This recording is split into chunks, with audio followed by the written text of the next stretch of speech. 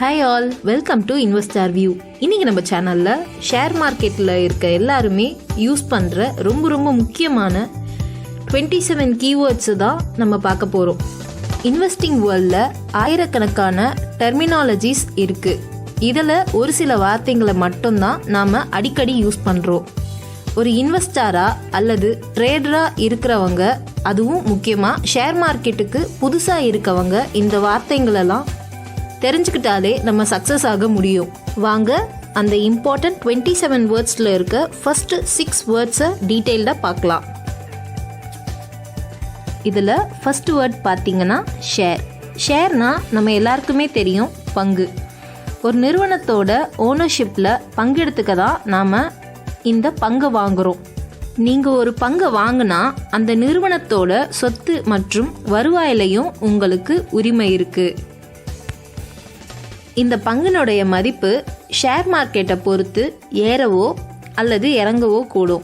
இந்த பங்குகளை நீங்கள் ஸ்டாக் எக்ஸ்சேஞ்சில் வாங்கவோ அல்லது விற்கவோ செய்யலாம். ஒரு நிறுவனத்தோட பங்கை நீங்கள் எவ்வளவு அதிகமாக வாங்குறீங்களோ அவ்வளவு அதிகமாக அந்த நிறுவனத்தோட ஓனர்ஷிப்பில் நீங்கள் பங்கெடுத்துக்கலாம். அடுத்து நம்ம பார்க்க போகிற ரெண்டாவது வார்த்தை ஷேர் ஹோல்டர். ஷேர் ஹோல்டர்னா வேற யாரும் இல்லைங்க, அந்த ஷேரை வாங்குறவங்க தான். அது ஒரு தனிநபராக இருக்கலாம் அல்லது நிறுவனமாக இருக்கலாம்.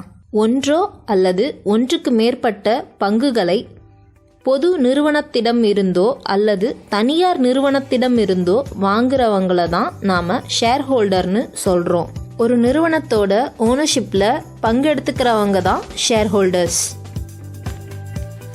நம்மளுடைய மூன்றாவது வார்த்தை பார்த்திங்கன்னா கொஞ்சம் புதுசாகவே இருக்கும். Primary market. இதை நியூ இஷ்யூ மார்க்கெட்னு சொல்லுவாங்க. இந்த இடத்துல தான் புதிய ஷேர்ஸ் எல்லாம் இஷ்யூ பண்ணுவாங்க.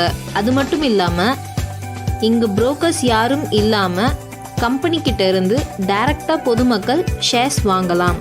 அடுத்தது செகண்டரி மார்க்கெட்.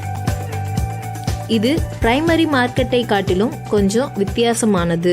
பங்கு வர்த்தகங்கள் நடக்கக்கூடிய இடம்தான் செகண்டரி மார்க்கெட். நம்ம பிரைமரி மார்க்கெட்டில் புது ஷேர்ஸை வாங்கியிருப்போம்.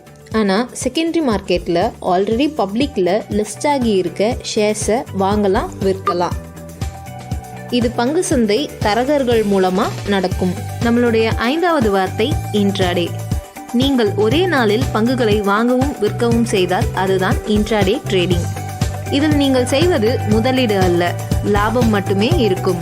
அடுத்து நம்ம பார்க்க போகிறது டெலிவரி ட்ரேடிங். இன்ட்ராடே ட்ரேடிங் ஓட எதிர்ச்சொல் தான் டெலிவரி ட்ரேடிங்.